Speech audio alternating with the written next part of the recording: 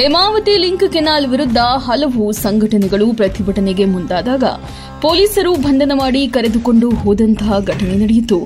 ತಾಲೂಕಿನ ಢೀರಾಂಪುರ ಬಳಿ Hemavathi link canal ಕಾಮಗಾರಿಯನ್ನ ಪೊಲೀಸರ ಸರ್ಪಕಾವಲಿನಲ್ಲಿ ಕೆಲಸ ಮಾಡುತ್ತಿದ್ದು, ಇದನ್ನ ತಡೆಯಲು ಮುಂದಾದ ರೈತ ಸಂಘದ ಸದಸ್ಯರುಗಳನ್ನ ಅರ್ಧದಲ್ಲಿಯೇ ತಡೆದಂತಹ ಪೊಲೀಸರು ಅವರನ್ನ ಬಂಧಿಸುವ ಮೂಲಕ ಪ್ರತಿಭಟನೆಯನ್ನ ಹತ್ತಿಕ್ಕಲಾಯಿತು. ಅವೈಜ್ಞಾನಿಕ ಕಾಮಗಾರಿ ಹಾಗೂ 1900 ಕೋಟಿ ರೂಪಾಯಿಯ ಕಿಕ್ ಬ್ಯಾಂಕ್ ಯೋಜನೆಗಾಗಿದ್ದು, ಈ ಯೋಜನೆ ಮಾಡುವುದರಿಂದ ಇಡೀ ತುಮಕೂರು ದೊಡ್ಡ ಮಟ್ಟದಲ್ಲಿ ನೀರಿನ ಅಭಾವ ಎದುರಿಸುವುದಂತೂ ಸತ್ಯ ಎಂದು ಹೋರಾಟಗಾರರು ತಿಳಿಸಿದ್ದಾರೆ. ಹೋರಾಟ ವೇದಿಕೆಯ ಅನೇಕ ಸದಸ್ಯರು ಅವೆಲ್ಲ ಇದ್ದೀವಿ. ನಾವು ಕೂತು ಮಾತಾಡಿ ಮುಂದಿನ ಹೋರಾಟ ಯಾವ ರೀತಿ ರೂಪಿಸಬೇಕು, ಇದಕ್ಕೆ ಬದಲಾಗಿ ಏನು ಮಾಡಬೇಕು ಅಂತ ಕೂತು ಮಾತಾಡ್ತೀವಿ. ಈಗ ಹೈಕೋರ್ಟ್ ಇರ್ಬೋದು, ಟ್ರಿಬ್ಯುನಲ್ ಇರ್ಬೋದು, ಅದಕ್ಕೂ ಹೋಗ್ಬೇಕಾರೆಲ್ಲ ಸ್ವಲ್ಪ ಒಂದೇ ಕೂರಿನಾಗ ಹೋಗ್ಬೇಕಲ್ಲಪ್ಪ.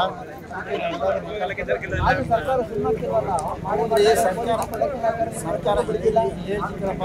ಸರ್ಕಾರ ಎಲ್ಲನೂ ಪರವಾಗಿಲ್ಲ. ಅವ್ರು ಯಾರೋ ಪಾಪಿಯವರಲ್ಲ, ಯಾರೋ ಡಿ ಕೆ ಶಿವಕುಮಾರ ಅವ್ರ ಪರವಾಗಿ ಅವ್ರು ಯಾಕಂದರೆ ಅವ್ನಿಗೆ ರೊಕ್ಕ ಬೇಕಲ್ಲಪ್ಪ, ದುಡ್ಡು ಹಣ.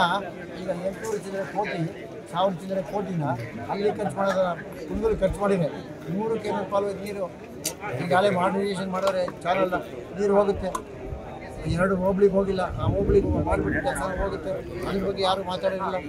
ಇದ್ರ ಬಗ್ಗೆ ಇವಾಗ ನಾವು ಈಗ ಎತ್ತಿನೊಳ ನೀರನ್ನ ಇದರಿಂದ ಅದನ್ನ ಇದೊಂದು ಕಾಮಗಾರಿ ಏನು ಅಂದರೆ ಡಿ ಕೆ ಶಿವಕುಮಾರ್ ಅವ್ರು ಕಿಕ್ ಬ್ಯಾಕ್ ಕಾಮಗಾರಿ ಅಂತ ಹೇಳಕ್ಕೆ ಇಷ್ಟಪಡ್ತೀನಿ. ಯಾಕೆಂದರೆ 800 ಕೋಟಿ ಇದ್ದಿದ್ದು 1100 ಕೋಟಿ ಆಗಿದೆ.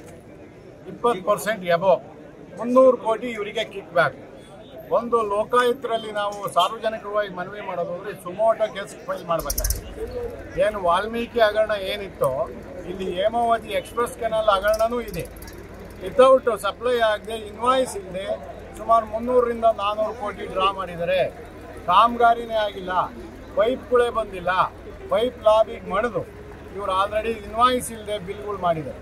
ಇಂಜಿನಿಯರ್ಸ್ ಇರ್ಬೋದು, ಎಲ್ಲ ಇರ್ಬೋದು. ಈಗ ಏನಾಗಿದೆ, ಏನಾರು ಮಾಡಿ ಇದನ್ನು ನಾವು ಕಾಮಗಾರಿ ಮಾಡಿ ಅಷ್ಟನ್ನ ನಾವು ದುಡ್ಡು ಸಮ ಮಾಡಬೇಕು ಅನ್ನೋ ಹೂನಾರ ಪ್ರಯತ್ನ ನಡೀತಾ ಇದೆ.